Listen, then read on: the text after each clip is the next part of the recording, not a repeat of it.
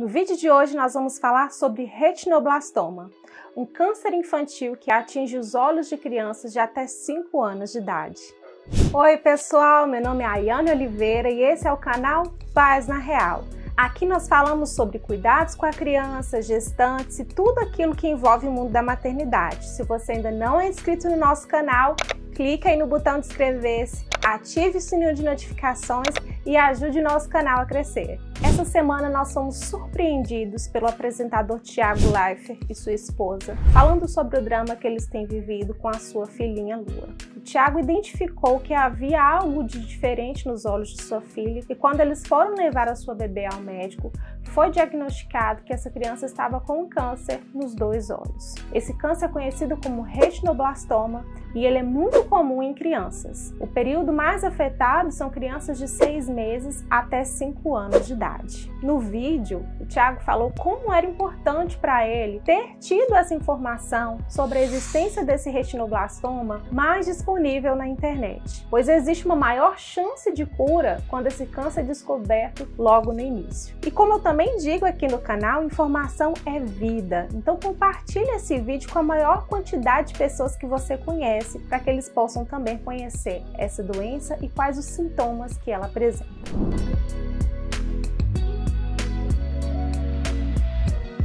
Retinoblastoma. O que nós sabemos é que esse câncer atinge as células da retina dos olhos da criança. Ele pode ser provocado por uma mutação genética que foi herdada dos pais, de um dos pais ou de ambos, ou uma mutação genética que se originou na criança. É comum esse câncer surgir a partir dos 6 meses de idade. Então, mesmo que a criança já fez o teste do olhinho nos primeiros dias de vida, é muito importante que antes que essa criança complete 1 ano de vida, que você a leve no oftalmologista. O retinoblastoma ele pode acontecer de 2 formas. Ele pode ser unilateral, que é o mais comum, quando ele atinge apenas um olho, ou ele pode ser bilateral, que é quando essa mutação genética é herdada dos pais e geralmente ela atinge os 2 olhos da criança. Quais são os sintomas apresentados pelo retinoblastoma? Um dos principais sintomas que devem ser observados pelos pais é um sintoma conhecido como leucocoria, que é um reflexo esbranquiçado, também conhecido como olho de gato. Ele pode ser observado ao se tirar uma fotografia da criança ou quando você bate alguma luz branca sobre os olhos da criança. Ele vai acontecer porque a luz vai passar através do olho, ela vai bater no tumor e ser refletida de volta. Se o retinoblastoma for unilateral, ele vai ser observado em apenas um olho. Se for bilateral, ele vai ser observado nos 2 olhos. E nem sempre esse reflexo esbranquiçado vai aparecer, ele pode aparecer algumas vezes e outras não. Por isso é muito importante a avaliação do oftalmologista e ele também não aparece em todos os casos de retinoblastoma, mas acontece na maioria. Geralmente em 90% dos casos de retinoblastoma, um dos sintomas é a leucocoria. Lembrando, gente, que a leucocoria nem sempre ela vai ser um sintoma do retinoblastoma especificamente, mas ela é um sinal de que existe algo errado com o olho daquela criança. Aquela criança pode estar apresentando uma catarata congênita, ou ela pode estar apresentando uma inflamação no olho ou diversos outros tipos de doença que podem surgir no olho da criança e que apresentam como sintoma esse reflexo esbranquiçado. Os pais devem ficar atentos a outros tipos de sintomas também, como se a criança apresenta grande incômodo ali nos olhos, perda da visão, se ela está sempre ali coçando o olho, demonstrando que tem algo errado com ela, algo que ela não costumava fazer antes, se aquela criança apresenta vermelhidão nos olhos, fotofobia, que é a fobia da luz incidindo direto ali sobre o olho dela. Tem a questão do estrabismo também, que é quando os olhos não conseguem ficar na mesma direção. Isso pode ser provocado também por aquele tumor que está crescendo dentro do globo ocular da criança, que faz com que ocorra esse estrabismo. Dependendo do estágio desse tumor, um olho pode ficar mais saltado, mais para fora do que o outro. Então é sempre bom ficar atento a esse tipo de sintoma. Existe um fenômeno conhecido como heterocromia, que é quando a criança ela já nasce com os olhos de cor diferente ou quando esse olho ele muda de cor ao longo da vida da criança. Essa mudança ela pode ser um indicativo de alguma doença, como retinoblastoma, então é sempre bom fazer uma investigação mais profunda com o oftalmologista. Em caso mais avançado da doença, a criança pode apresentar dores no globo ocular, ela pode apresentar sangramento também. Então é sempre bom, antes do primeiro ano de vida dessa criança, ela ser avaliada por um oftalmologista, porque quanto antes nós identificarmos essa doença, maior será a chance de cura. Prevenção. Não existe uma forma de se prevenir o retinoblastoma. Como já foi falado, o quanto antes esse câncer foi identificado, maior a chance dessa criança ter 100% de cura, dela não precisar retirar o olhinho, dela tratar esse tumor e ficar 100% curada. Então é muito importante que, mesmo que uma criança não apresente nenhum desses sintomas, que você leve essa criança ao oftalmologista antes do primeiro ano de vida. Agora, se essa criança apresentar algum desses sintomas que foi falado anteriormente, leve a criança ao oftalmologista imediatamente. E como funciona o tratamento para o retinoblastoma? Esse tratamento ele vai ser feito por mais de um profissional. Ele pode ser feito pelo oftalmologista, mais o oncologista, e essa quantidade de profissionais também vai depender de qual estágio esse câncer está, se ele está só nos olhos ou se ele já avançou para outras partes do corpo da criança. O tratamento do retinoblastoma ele pode se dar por quimioterapia, laser terapia. Em alguns casos vai ser necessário realizar um procedimento conhecido como enucleação, que é retirar o globo ocular da criança quando esse câncer está num estágio mais avançado. Então, o tipo de tratamento ele vai depender muito do estágio em que o tumor está. Então, como nós já falamos, o mais importante é identificar esse tumor no seu início. Quanto antes nós identificarmos, maiores serão as chances de cura dessa criança. Então, fiquem atentos aos sintomas, procurem um oftalmologista antes de um ano de vida da criança e compartilhe essa informação com a maior quantidade de famílias possíveis. Muito obrigada por ter me assistido até aqui. Até o próximo vídeo e um grande beijo para vocês. Se essa informação te ajudou, deixa aqui nos comentários o que você tem achado do nosso canal e se esse vídeo foi útil para você. Se você, assim como eu, tem um bebê que vive doente depois que entrou na creche ou na escolinha, então esse vídeo é pra você. Oi pessoal, aqui quem fala é a Ayane Oliveira, sejam bem-vindos de volta ao canal Pais da Real. Aqui nós falamos sobre cuidados com a criança, gestantes, tentantes, tudo que envolve esse mundo maravilhoso da maternidade. Então, se você se interessa por algum desses assuntos, se inscreva no nosso canal, curta nosso conteúdo, porque tem muita coisa boa para ajudar você e sua família aqui. Você já ouviu falar sobre a síndrome da creche? Sim, essa síndrome existe e afeta crianças com menos de 3 anos que entraram na creche ou na escolinha. Então, mamãe, papai, vovó, titia, você não está sozinho. Existem outras mamães e papais cuidadores desesperados porque o seu bebê não para de ficar doente depois de ter entrado na creche. Apelidado pelos médicos como as crechites ou escolites, existem muitas doenças que afetam as nossas crianças nessa faixa etária e você vai saber um pouquinho mais a respeito nesse vídeo.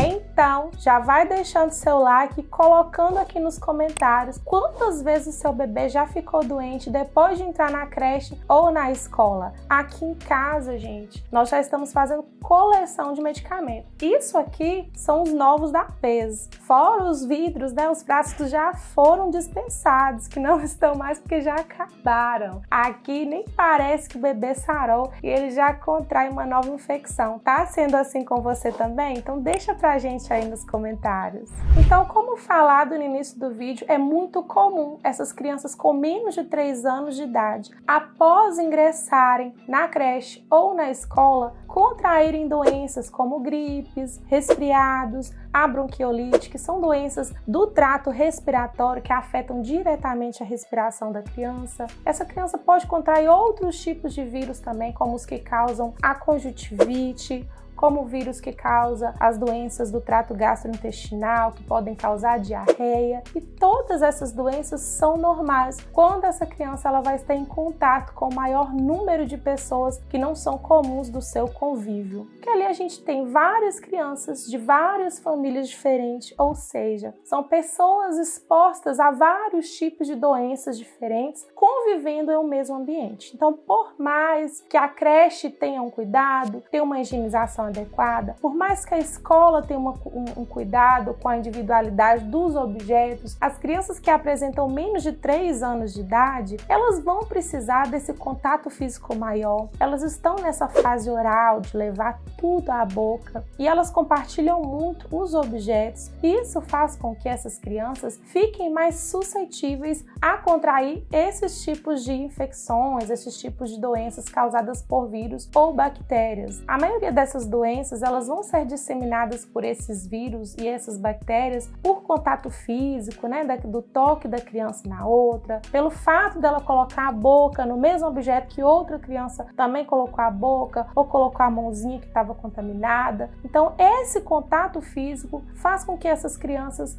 fiquem mais suscetíveis ao contágio desses vírus e dessas bactérias, o que vai originar essas doenças. E muitas vezes a gente acha que aquela doença não sarou nunca. Eu sempre falo isso. A Theo tá doente desde o dia em que entrou na creche, porque uma semana depois ele já gripou e tá sempre com o narizinho escorrendo, com uma tossezinha, às vezes seca, às vezes carregada, mas não significa que essa criança está com aquela mesma doença desde que ela começou. E sim que ela contraiu a doença, estava superando, melhorando e contraiu uma nova cepa, tá? Porque os vírus, eles estão mudando constantemente. Então, o mesmo vírus que estava no meu filho pode ter contaminado um coleguinha, e quando esse vírus passou para o organismo do coleguinha, ele sofre uma mutação, ele se torna um vírus diferente e pode contrair o meu filho novamente, né? Porque o meu filho não tem a proteção para aquela mutação daquele vírus. Mas isso, gente, é natural e é muito importante para o desenvolvimento da criança.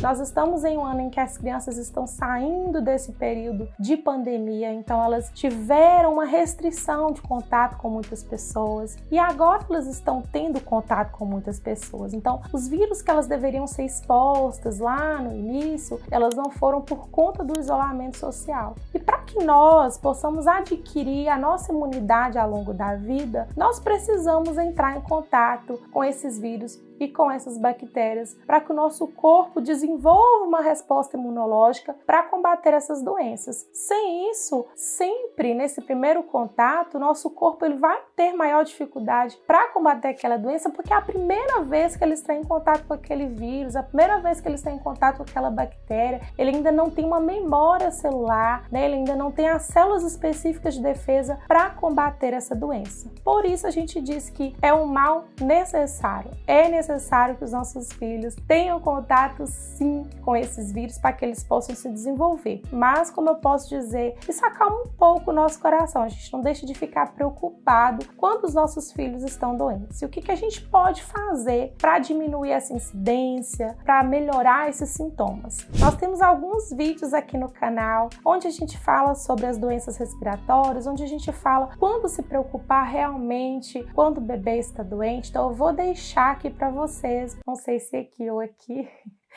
eu sempre me confundo, mas eu vou deixar um card para vocês acessarem esses vídeos, tá? Então, antes de continuar, eu queria te perguntar, tá gostando de assistir esse conteúdo? Esse vídeo tá te ajudando? Então, se inscreva no nosso canal e nos ajude a bater a nossa primeira meta de 1000 inscritos. Agora, uma coisa que vocês podem fazer, que funciona muito aqui em casa, é fazer a lavagem nasal do seu bebê. Desde pequenininho, mesmo que o seu bebê não esteja na creche, mas ele entrou em contato com outras pessoas, saiu, é muito importante fazer essa lavagem nasal para limpar as vias aéreas do seu bebê. No início nós utilizávamos a seringa, era suficiente, era algo mais barato, mais acessível, mas como o uso se tornou mais constante, nós optamos por comprar o frasco aplicador. Eu vou deixar o link para você aqui nos comentários, você que tem interesse em adquirir um frasco para você estar comprando, tá? Esse frasco aqui, ele tem 240 ml. Geralmente eu consigo fazer tranquilo as lavagens do Theo. O Theo tá com 2 anos de idade, vai fazer 2 anos de idade mês que vem. Então, essa quantidade é suficiente para fazer a lavagem nasal. Importante, gente, é utilizar soro fisiológico para fazer a lavagem nasal. tá? Não pode utilizar a água comum do filtro, ou se você for utilizar, essa água tem que ser fervida, tem que ser tratada, porque senão você vai estar limpando o nariz do seu filho e inserindo outros tipos de vírus e bactérias, talvez muito piores do que a da gripe ou do resfriado que está atacando seu filho neste momento. Então vamos ficar atentos à saúde do nosso bebê. Então tem esse link aqui onde eu explico como eu faço a lavagem nasal e o que você deve utilizar para fazer essa lavagem do seu bebê. Outro vídeo que eu acho muito importante você assistir é quando se preocupar, né? Quando eu devo realmente levar essa criança para o hospital. É um vídeo onde eu falo sobre a bronquiolite. Essas doenças das vias aéreas nos deixam preocupados, né? Deixa a criança cansada, os pais cansados, porque a tosse incomoda a criança, incomoda os pais, porque é algo audível, né? Que a gente está ouvindo toda hora e a gente se preocupa. Mas a tosse é uma reação natural daquela doença, a febre é uma reação natural do nosso corpo. Para combater aquela doença é necessário que a temperatura se eleve para matar esses organismos invasores, mas a gente tem sempre que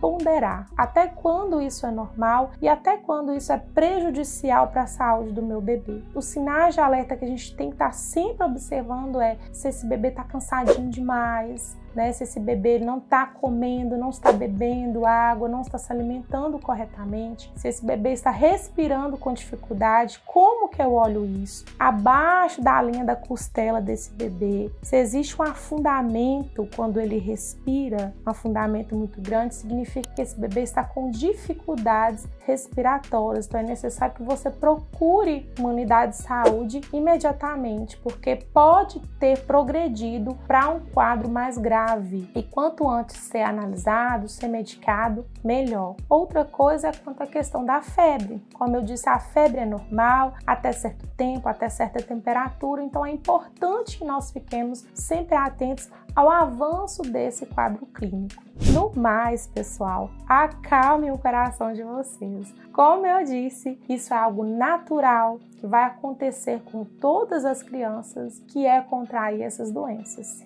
E outra coisa interessante é que é normal essas crianças adoecerem entre 6 a 12 vezes no ano. Então, aquieta seu coração, porque vai ser difícil para você e você vai ter que aprender a conviver com esse narizinho escorrendo aí do seu bebê. E existem formas de diminuir a incidência dessa doença? E existem sim algumas formas de você diminuir a incidência desses problemas nessas crianças, tá? Algumas são viáveis para as crianças dessa idade e outras nem tanto, são praticamente possíveis. Primeiro, para se prevenir a propagação de doenças provocadas, né, por vírus e bactérias, o importante é que, ao apresentar os primeiros sintomas, que essa criança seja privada de conviver com as outras aprimore, porque a gente está evitando a propagação desse vírus ou dessa bactéria, né? Se eu vejo que meu filho adoeceu e estou mandando ele para a creche, ele vai estar contaminando outras crianças também. Então, se você observou os primeiros sinais, né, os primeiros sintomas, o importante é que seu filho fique em casa para que ele não passe essa doença para as outras crianças também.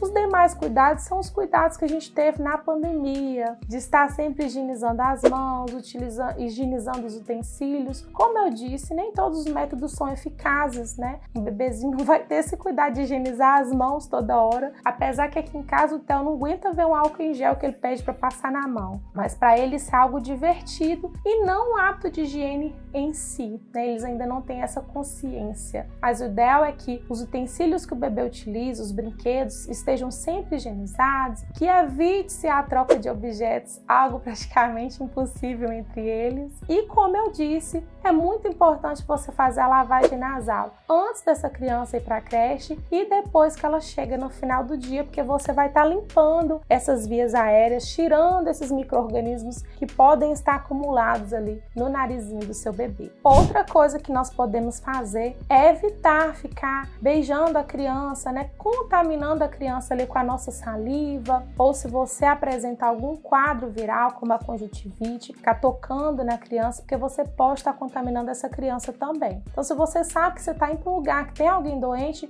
tente manter distância ou tente não ir para que essa criança não seja contaminada. Manter a carteira de vacinação em dia é muito importante também, gente. A vacinação permite que as nossas crianças fiquem imunes a uma gama muito grande de vírus e isso faz com que os organismos órgãos delas fiquem mais resistentes e possam combatê-los com mais eficiência. Então é muito importante que você mantenha a carteira de vacinação do seu bebê em dia para que ele possa estar com o seu sistema imunológico fortalecido. No mais, manter hábitos saudáveis, permitir que essa criança brinque com outras crianças, brinque na terra, brinque no chão, que ele entre em contato com animais, permitir que essa criança tenha uma alimentação saudável. Ter uma alimentação saudável é muito importante para o sistema imunológico dessa criança, ou seja, para combater essas doenças. Então é muito importante que seu filho coma muita fruta, muita verdura, para que ele possa crescer forte e saudável.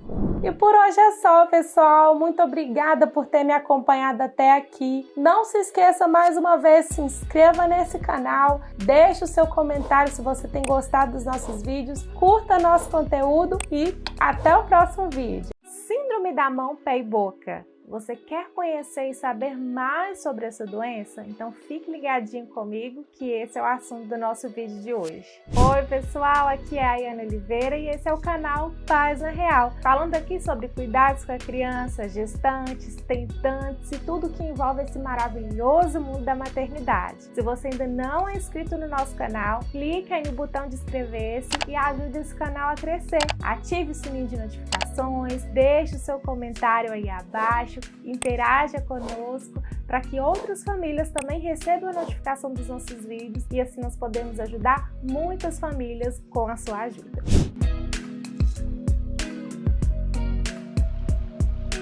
Síndrome da mão, pé e boca, doença causada por vírus que atinge principalmente crianças menores de 5 anos de idade, muito comum em crianças de até 10 anos de idade, mas que pode também acometer adultos. Os adultos costumam não apresentar sintomas quando estão contaminados com essa doença, mas eles podem também ser transmissores desse vírus. Como ocorre a transmissão dessa síndrome? Como outras doenças também causadas por vírus, a mão, pé e boca é transmitido de contato de pessoa a pessoa, alimentos que estão contaminados ou quando a pessoa ela entra em contato com a secreção que contém o vírus ou em contato com as fezes que também está contaminada com esse vírus. Até hoje não se tem uma vacina, nenhum remédio para combater especificamente os vírus que causam a síndrome mão, pé, boca. Até porque não é só um grupo de vírus ou um vírus especificamente. A gente tem uma família que é a família dos enterovírus, que são responsáveis por causar a síndrome do mão, pé, boca, e também temos uma cepa denominada de Coxsackie, que é predominante em muitos casos da síndrome de mão, pé, boca. Então hoje é possível fazer a identificação dessa doença em laboratório através dos exames, isolando ali o RNA desses vírus, mas o diagnóstico dessa doença costuma ser clínico. Então a criança começa a apresentar os sintomas e quando ela é levada até o médico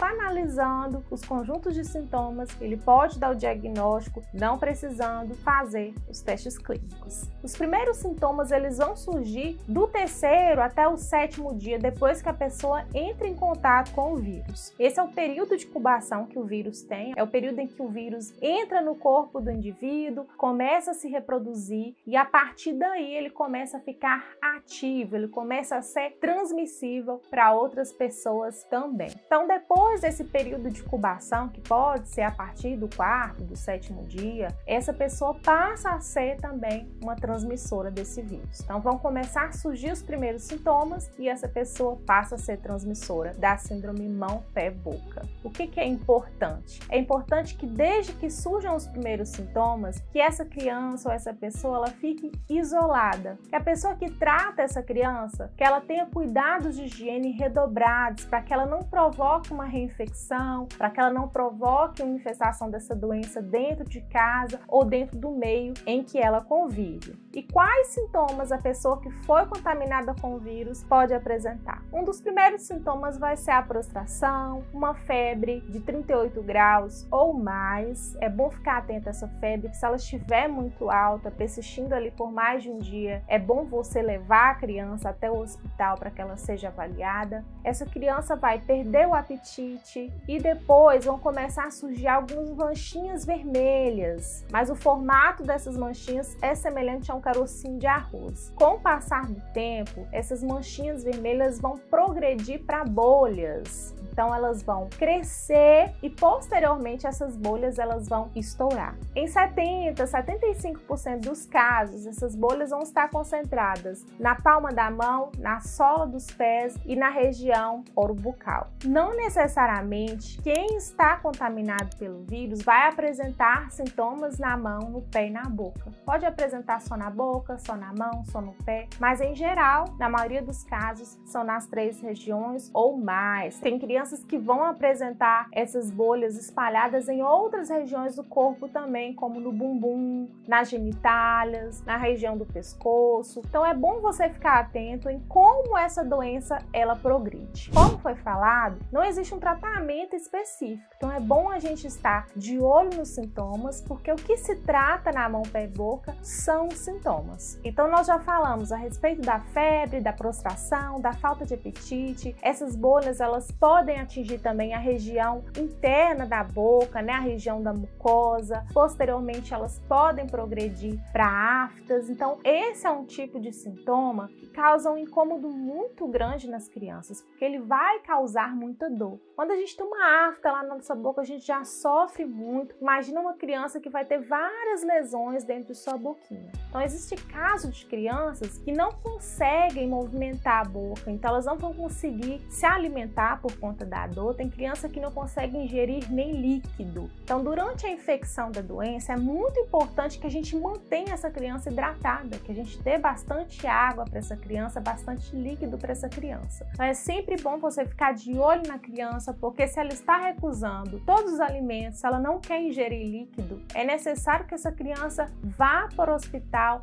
para que ela possa receber o soro e não fique desidratada. Além desses sintomas, essas crianças podem apresentar também dor de cabeça, diarreia e muita salivação. Essa criança ela vai salivar em excesso e muitas vezes, por ela estar com a boca muito ferida, ela não vai conseguir deglutir, ela não vai conseguir engolir essa saliva. Então dá uma impressão maior de que ela está salivando mais do que deveria por conta dessa dificuldade de deglutição. Então fique atento a esses sintomas. Geralmente, os sintomas mais comuns são esses que nós apresentamos, mas existe o que a gente chama de infecção secundária, que são infecções oportunistas, infecções que podem surgir devido a uma brecha que foi aberta aí por esse vírus. Então é sempre bom ficar atento à evolução do quadro da criança. E no caso das feridas, tanto na boca quanto na palma da mão, nos pés ou no restante do corpo, são indicadas pomadas específicas. Então é sempre bom você procurar o médico nos primeiros sinais, nos primeiros sintomas, para que ele possa prescrever a medicação para aliviar esses sintomas. Esses sintomas eles vão prevalecer aí de 7 até no máximo 10 dias. Então, após esse período, essa criança ela já pode sair do isolamento. Então, se ela estuda, ela já pode voltar para a escola, já pode voltar para a creche, ela já pode voltar para o convívio social. Porque depois desses 10 dias, as feridas elas já secaram. Porque o líquido que está ali dentro daquelas bolinhas está infestado de vírus. Então, essa criança ela vai transmitir tanto em contato ali com a mãozinha, com o pezinho. É bom sempre ficar de olho também na roupa de cama dessa criança, trocar essa roupa de cama dessa criança para que não ocorra uma reinfecção. É sempre bom você ficar atento para não compartilhar o mesmo talher, o mesmo copo durante o período de infecção, que é de até 10 dias após surgir os primeiros sintomas. Depois desses 10 dias, essa criança ela vai continuar transmitindo o vírus, mas somente através das fezes. Então é muito importante você conversar na escola, mesmo que essa criança ficou em isolamento, caso ela necessite no banheiro, que alguém fique atento à higienização dessa criança, para que ela não venha contaminar os outros coleguinhas, porque entrou entrou em contato com as fezes e não fez uma higiene correta.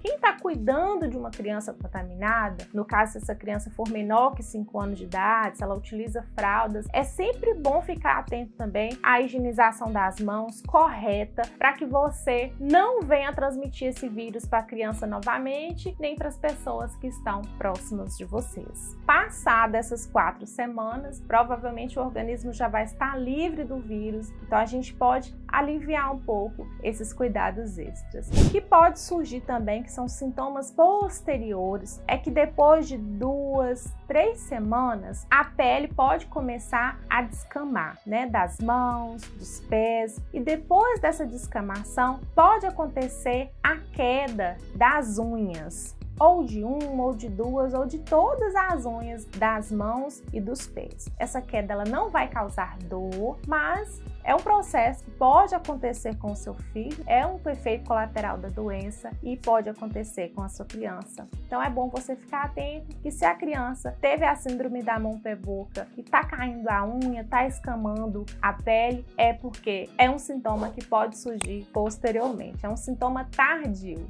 Então se o seu filho teve a síndrome da mão, pé, boca, é bom você ficar atento porque isso pode acontecer com ele. Pode ocorrer a descamação da sola do pé, das mãozinhas e também pode acontecer a queda das unhas. Após esses eventos, a sua criança ela vai começar a ter uma boa cicatrização, não vai ficar nenhuma marquinha nela e ela vai ter uma recuperação que a gente chama de recuperação satisfatória. O que fazer se você desconfia que o seu filho está com síndrome mão, pé, boca? A primeira coisa é levar o seu filho no médico para que ele possa fazer o diagnóstico clínico. Depois disso, existem algumas medidas que você deve tomar, que é evitar contato com outras crianças, com outras pessoas que não são extremamente necessárias ali durante o convívio e cuidado da criança, evitar compartilhar talheres, copos, objetos pessoais, sempre estar lavando os lençóis, as roupas, lavando separadamente, sempre evitar tossir, espirrar perto de outras pessoas, porque essas feridas elas podem estar localizadas dentro da boca também e aquelas bolinhas, elas quando estouram, elas liberam o vírus e a secreção que sai da sua boca, do seu nariz, pode contaminar as pessoas que estão ao seu redor. É muito importante também a higienização do ambiente em que a pessoa que está doente está. Então, se ela sentou à mesa, é muito importante que você vá lá, limpe, né? Faça uma solução ali de água com um pouquinho de cloro para que possa matar aquele vírus. O quarto dessa criança deve estar sempre limpo. Você deve sempre limpar os objetos, as superfícies em que essa criança toca, para que a gente evite a transmissão do vírus para outras pessoas.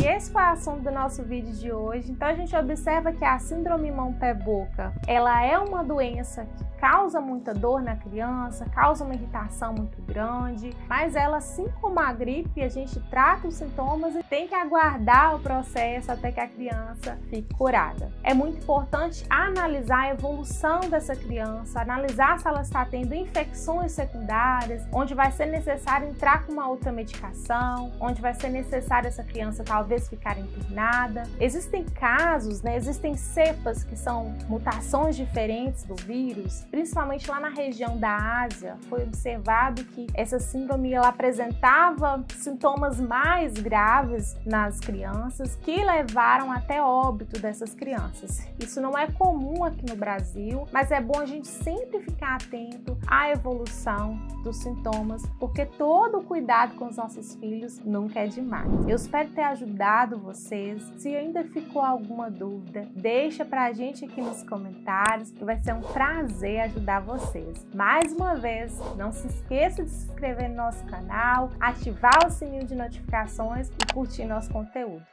Um grande beijo e até o próximo vídeo. Quais sintomas o bebê apresenta quando os dentinhos estão nascendo? Esse é o assunto do nosso vídeo de hoje. Oi pessoal, meu nome é Ayane Oliveira e esse é o canal Pais na Real. Aqui nós falamos sobre cuidados com a criança, gestantes e tudo o que envolve esse mundo da maternidade. Então, se você não quer ficar por fora de nenhum desses conteúdos e se você deseja ajudar esse canal a crescer, clique aí no botão de inscrever-se, ative o sininho de notificações. Fazendo isso, você não vai perder nenhum conteúdo que é postado toda semana aqui no canal. O mais comum é que os dentinhos comecem a nascer a partir dos 6 meses de vida, mas isso não acontece com todos os bebês. Tem bebês que já nascem com o dentinho na boca e aqui em casa, a partir do 4º mês de vida, o Theo já apresentava os seus primeiros dentinhos. Quer saber mais sobre quais são os sintomas apresentados pelos bebês durante o nascimento dos seus dentes? Então fique comigo até o final desse vídeo que eu vou te mostrar.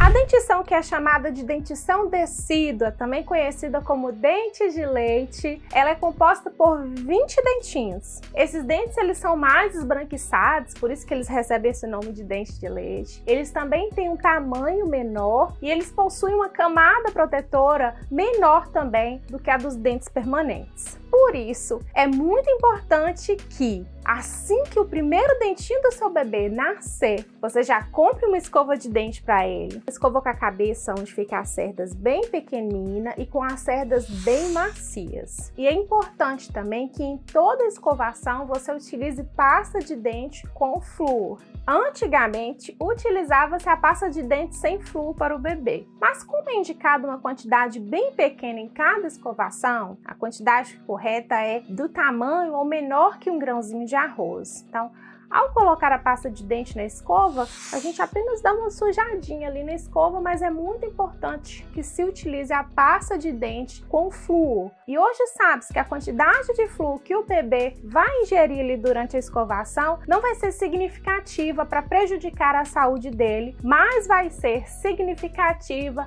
para proteger os dentinhos do seu bebê contra a cárie. Então vamos falar sobre quais são os sintomas que podem surgir nos bebês durante o nascimento dos primeiros dentes. Então, um dos primeiros sintomas que a gente percebe é que aquele bebê, ele começa a ficar mais irritado do que habitual. Então, aquele bebê apresenta uma irritabilidade constante ali durante o dia, durante a noite. A gente percebe também que o sono daquele bebê, até mesmo aquele bebê que já tem meses que dorme a noite inteira, ele se modifica, aquele bebê passa a ter mais despertares. Por que que isso acontece? Porque o nascimento dos dentes nesse bebê, geralmente ele vai provocar dor. Esse dente precisa rasgar a gengiva para poder nascer. E esse rasgar a gengiva pode causar um sangramento, pode causar dor. Geralmente ele causa dor na maioria dos bebês. Além da dor, esse processo também causa uma coceira. Então esse bebê vai ficar irritado, porque ele não sabe te falar que ele está sentindo dor, ele não sabe te falar que a gengiva dele está coçando. Então o que pode acontecer? Esse bebê vai ficar irritado, ele pode apresentar algumas características que ele não tinha antes. Por exemplo, meu bebê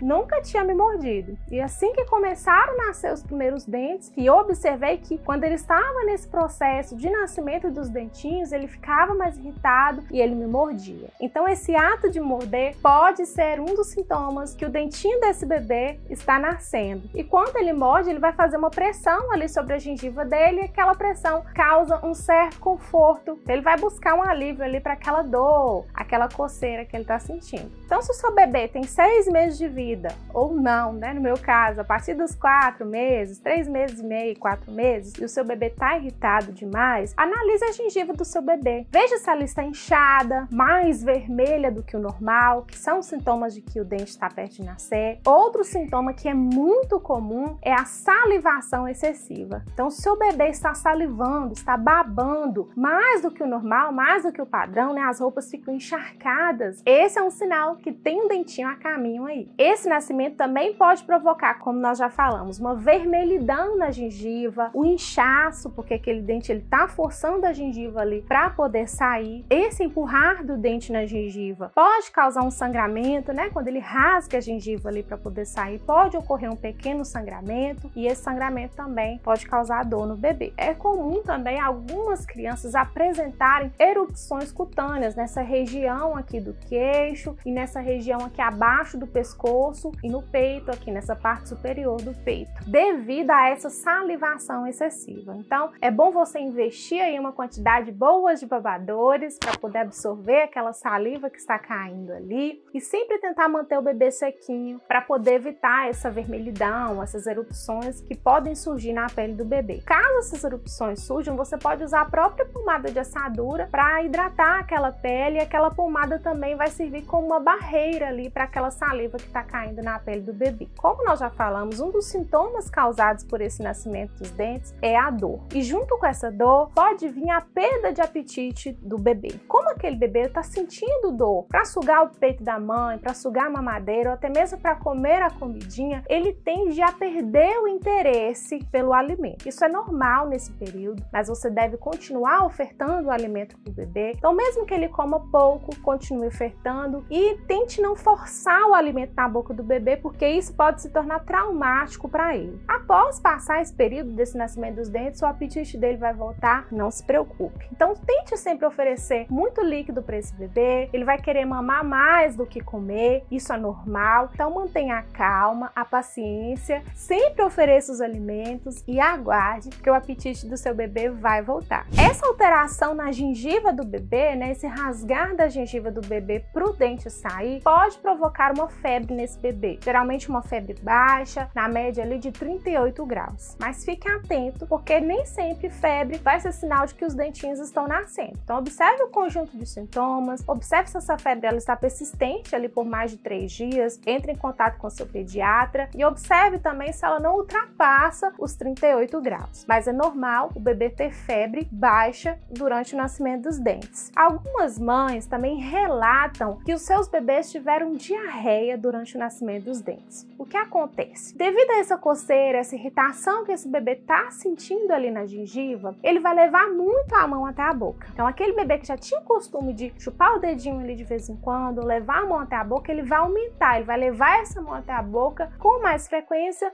buscando ali um conforto para aquele incômodo que ele está sentindo. Já que esse bebê ele está numa fase mais avançada, ele tem mais habilidades, esse bebê está se locomovendo, está entrando em contato com diversas superfícies, com mais objetos, ele está levando objetos diferentes também até a boca para tentar aliviar esse desconforto. Provavelmente essa diarreia vai ser um produto aí de uma contaminação, por ele estar levando a mãozinha suja até a boca ou ter colocado algum objeto sujo até a boca. Então, durante esse período do nascimento dos dentes, é muito importante que a gente fique atento, deixando sempre o chão muito limpinho, lavando sempre os objetos que o bebê tem contato, evitando deixar outros tipos de objetos ali no chão para que ele não leve até a boca e não desenvolva aí uma infecção, onde você vai ter mais um problema para resolver, além do incômodo dos dentes. Muito obrigada por ter me acompanhado até aqui. Esse foi o assunto do nosso vídeo de hoje. Deixe pra gente aí nos comentários como tem sido o processo de nascimento dos dentinhos aí na sua casa, o que vocês têm passado, se o seu bebê apresenta esses sintomas ou se ele apresenta sintomas diferentes desses que a gente falou aqui no vídeo. Não se esqueça mais uma vez, se inscreva no nosso canal, ative o sininho de notificações e curta bastante esse vídeo. Um beijo e até a próxima! Está procurando uma receita de xarope caseiro para aliviar os sintomas da gripe e resfriado aí na sua casa? Então fique ligadinho comigo, porque esse é o assunto do nosso vídeo de hoje.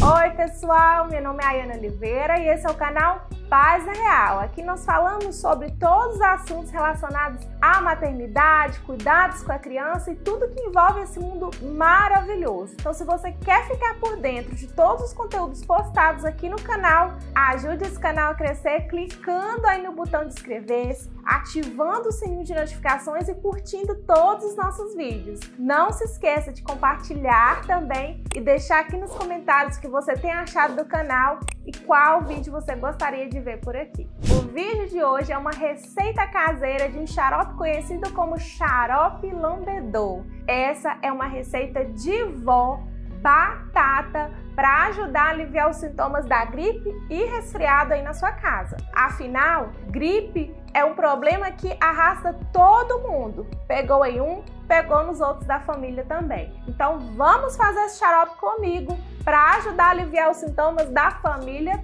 toda, inclusive do seu bebezinho. Esse xarope vai servir para aliviar a tosse, ele vai diminuir a produção de muco, a produção de catarro, ele vai ajudar a aliviar as dores de cabeça que são provocadas pela gripe e pelo resfriado. Além de todos esses benefícios, ele também vai ajudar a fortalecer o seu sistema imunológico. Então é um xarope muito bom, fácil de fazer e eu tenho certeza que você deve ter esses ingredientes aí na sua casa. Então vamos lá? Busque aí os ingredientes. Para esse xarope eu vou utilizar uma beterraba, uma cabeça de cebola, uma cenoura e você pode utilizar limão ou laranja. Hoje eu vou utilizar a laranja, que é o que eu tenho na minha casa. Além desses ingredientes, você também deve utilizar ou açúcar ou mel. Porém, o mel só é indicado a partir dos 2 anos de idade, pois existe uma chance do mel estar contaminado pela bactéria que causa o botulismo. Então, é indicado que as crianças só consumam mel a partir dos 2 anos de idade. Mas você pode substituir ele perfeitamente pelo açúcar. Então, vamos lá.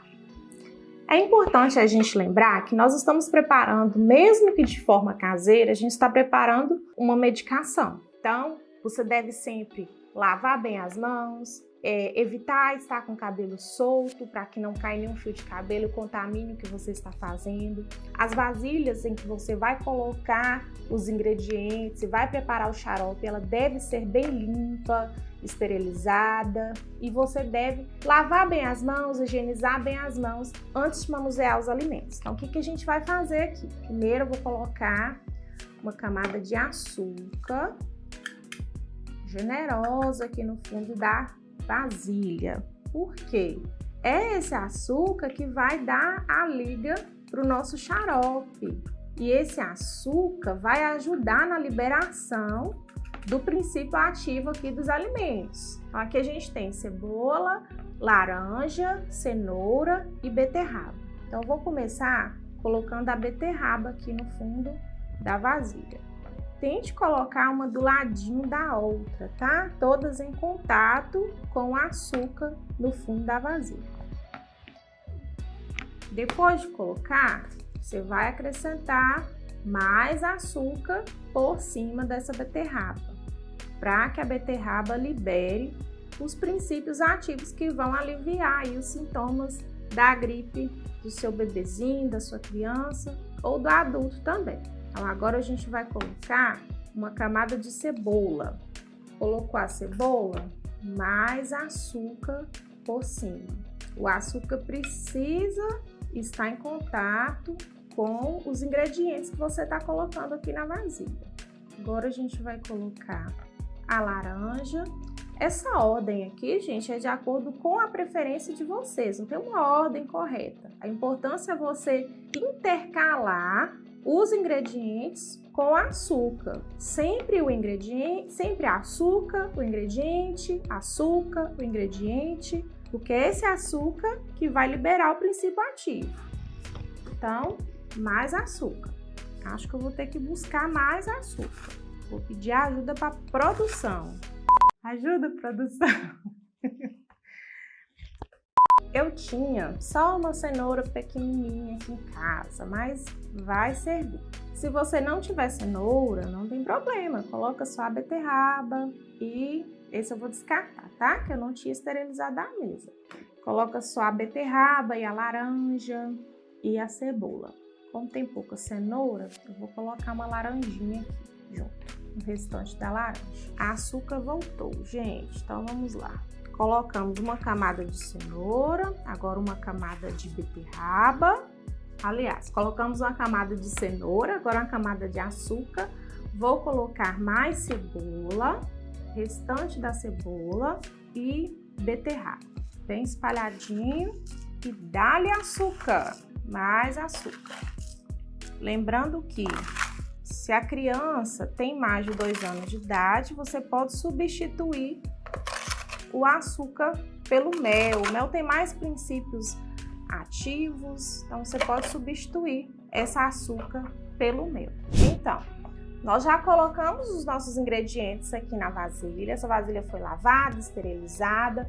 E como que eu vou prosseguir? Você pode pegar essa vasilha e tampar ela. No caso, essa vasilha aqui, ela tem a tampa própria. Se não, você pode colocar um pano de prato limpo aqui em cima. Se tiver um elástico ou uma fitinha para amarrar, melhor ainda. E você vai deixar esses ingredientes descansando por 12 horas. Depois disso, você vai coar o líquido que saiu aqui desses ingredientes e vai colocar em uma vasilha esterilizada. Essa vasilha pode ser um vidrinho de xarope antigo que você tinha aí na sua casa ou uma outra vasilha com tampa. O importante é que você ferva essa vasilha para que você elimine qualquer micro-organismo que tem ali dentro dela antes de colocar o seu xarope. Agora, se você precisa de algo mais rápido, como é o meu caso, você pode aquecer isso aqui em banho-maria. Pode pegar essa vasilha aqui, colocar ela dentro de outra vasilha com água e ligar o fogo e deixar ela ali em banho-maria até esses ingredientes soltarem o melaço, que é o que a gente quer aqui, que vai ser o nosso xarope lambedor. Você pode também colocar isso aqui tudo em uma panela, acrescentar uma medida de água, pode ser um copo de água, e mexer até criar aquele melaço. O importante é você não deixar queimar, porque vai se tornar amargo e não vai ser agradável para a criança. Então você pode deixar a mistura descansar por 12 horas e colocar no recipiente. Você pode levar esses ingredientes em banho-maria até ela liberar o melaço, ou você pode levar esses ingredientes diretamente na panela, no fogo, e acrescentar um copo de água e mexer até formar o melaço. Então eu vou levar minha mistura em banho-maria e quando ela estiver prontinha, eu trago aqui para vocês. 2000 anos depois. Então, depois de aproximadamente 40 minutos, a gente vai ter esse resultado aqui. Esse é o produto do meu xarope caseiro. Aqui eu preparei ele em banho-maria.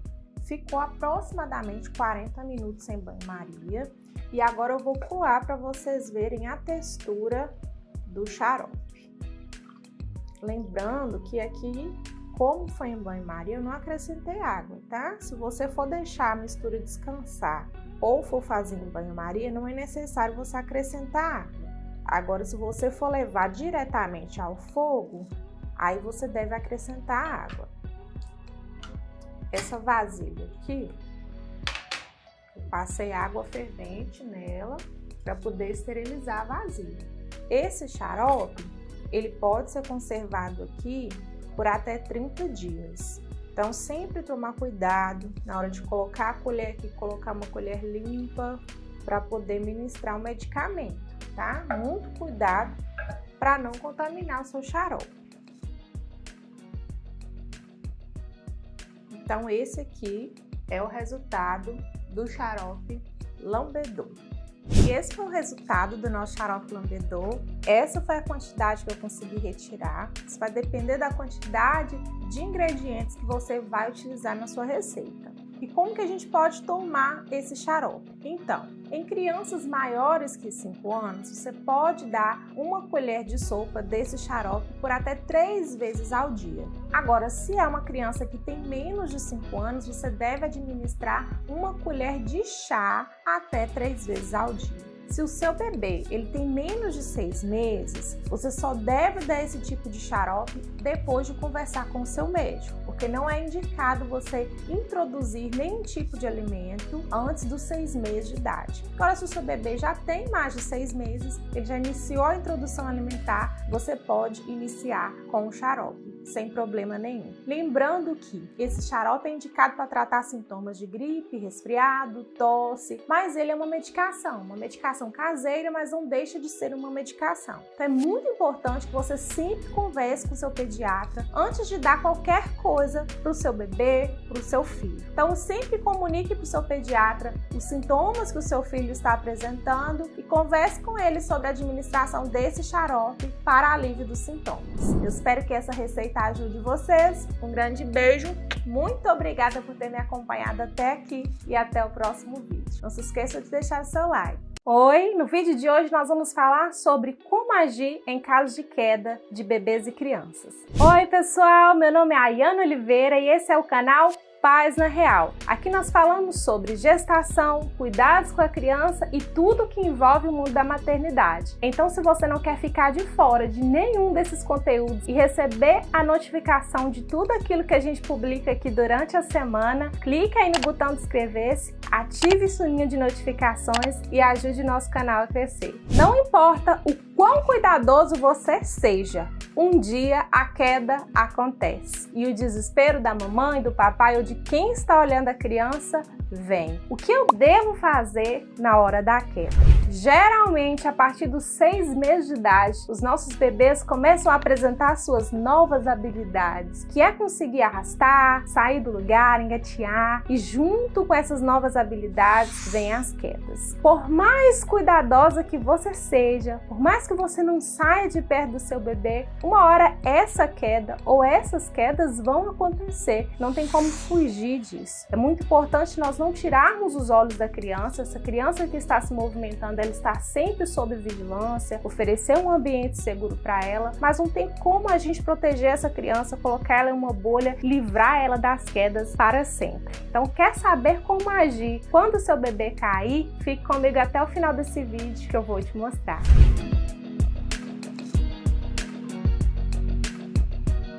Aconteceu a queda. O que eu devo observar? Vamos lá, existem alguns sinais que devem ser observados depois que acontece a queda com a criança. Observar se ela apresenta algum inchaço, principalmente no local de impacto, se essa criança ela teve um desmaio, ela teve uma perda de consciência, uma sonolência além do normal, porque é normal uma criança cair, chorar e ela ficar com sono depois do choro e adormecer. Não tem problema essa criança dormir. O que nós devemos observar? Se essa criança ela está dormindo demais, se você tem dificuldade de acordar essa criança, isso deve ser observado. Se ela apresenta tontura após a queda, se ela revira os olhos logo após a queda ou algum tempo depois, se ela vai apresentar vômito, perda de equilíbrio, um choro incontrolável, além daquele de esperado para a hora do susto. Então, uma criança que teve uma queda e está chorando ali por mais de 1 hora, é um caso a ser observado, porque muitas vezes essa queda vai acontecer com uma criança que não sabe falar o que ela está sentindo. Então, é importante levar essa criança para uma avaliação. Existe um choro específico também, que é aquele choro quando você toca na criança, especificamente naquele local da queda. Isso pode indicar algum hematoma, alguma fratura. É importante ficar atento a esse tipo de sinal também. Logo após a queda e algum tempo depois, observe a pupila da criança. Se ela teve algum hematoma mais grave ali na sua cabeça, pode ser que ela apresente uma pupila mais dilatada, mais aberta, maior que a outra. Isso é um sinal de que existe uma coisa muito errada com ela e que ela deve ser levada para o médico imediatamente. Então, após uma queda, é natural que aquela criança chore, que ela tenha sono após aquela crise de choro, mas fique atenta ao seu filho. Você conhece o seu filho, sabe o que não é normal, o que não é característico de acontecer com ele. Então, se está fugindo do normal, você vai entrar em contato com o pediatra dessa criança ou você vai ligar para o serviço de emergência da sua cidade. O que fazer logo após a queda? Como já foi falado, entre em contato com o médico e com o serviço de emergência. Depois, é importante que você mantenha a calma. Você precisa estar calmo para conseguir acalmar essa criança. Você estando calmo e essa criança estando calma, vai ser mais fácil você conseguir observar os sinais que nós falamos anteriormente. Então, a criança caiu, tente consolar aquela criança. Muitas vezes o choro dela vai ser mais pelo susto do que por uma fratura ou uma contusão ou um problema mais sério causado pela queda. Após acalmar essa criança, você deve retirar a roupa dela, verificar se ela não apresenta nenhum hematoma, nenhum machucado aparente. Você vai verificar se essa criança não tem nenhum machucado na cabeça. É importante também, gente, que dependendo da queda, se você visualizou aquela queda, você observou que aquela criança bateu com a cabeça diretamente, ela pode ter machucado o pescoço, que você não toque nessa criança. Ela pode ter alguma lesão e ao você tocar, você manusear aquela criança, você pode piorar a situação. E você observou que o tipo de queda pode ter lesionado, principalmente o pescocinho da criança ali. É importante que você ligue para o serviço de emergência e deixem que eles socorram, que eles movam a criança para que você não agrave a situação. Então, se a criança caiu, levantou, apresenta movimentação, tire a roupinha dela, observe se ela não apresenta nenhum hematoma, nenhum machucado mais grave. Se ela apresentar, algo mais grave, leve essa criança para o serviço de emergência. Se você tem dúvidas sobre aquilo que você está vendo na sua criança, os sinais que a sua criança está apresentando, se são sinais graves ou não para você levar ou não na emergência, entre em contato com a emergência e tente tirar suas dúvidas. E falando sobre queda, gente, o mais importante para se prevenir as quedas é você tentar pensar além da criança. Às vezes a gente limita muito a criança porque hoje ela não sabe ainda engatear, ela não sabe sair do lugar, mas amanhã ela pode acordar com essa nova habilidade. Então nunca subestime seu filho. Ofereça sempre um ambiente seguro, sob a supervisão de algum adulto, de algum responsável, para que você evite esse tipo de acidente. Então, se você observa que sua criança já está adquirindo novas habilidades, ou se ela já está numa idade, numa fase em que ela vai adquirir aquelas habilidades, já se antecipe. Por exemplo, se você sabe que sua criança já vai começar a rolar, se ela já consegue ficar sobre os 4 apoios, então é sinal que você precisa abaixar ali a grade do seu berço para que essa criança não caia do berço. Nunca deixe uma criança sozinha em cima da cama, porque ela pode rolar e cair no chão, ou ela pode acordar, engatear e cair no chão. As crianças não têm noção de perigo, então nós temos que nos antecipar a esses tipos de situações. Para evitar esses tipos de acidente também, coloque protetores nas quinas dos móveis, coloque aquelas telas nas janelas, nas varandas. Não deixe a criança de forma alguma sem supervisão em varandas, em decks, em locais altos onde essa criança possa cair. Lembre-se sempre de não deixar essa criança sozinha sem supervisão. O chão também, é importante você colocar materiais antiderrapantes, aqueles tatames ou aqueles tapetes emborrachados, para que a criança consiga se locomover sem escorregar. Então a principal forma de evitar acidentes com as nossas crianças é a prevenção. Pessoal, muito obrigada por ter me acompanhado até aqui. Eu espero que esse vídeo tenha ajudado você e sua família. Deixa aí nos comentários o que você tem achado do nosso conteúdo. Não se esqueça de se inscrever no nosso canal e ativar o sininho de notificações. Um grande beijo, até o próximo vídeo. Deixe sua curtida aí também, viu? Não se esqueça de deixar a sua curtida.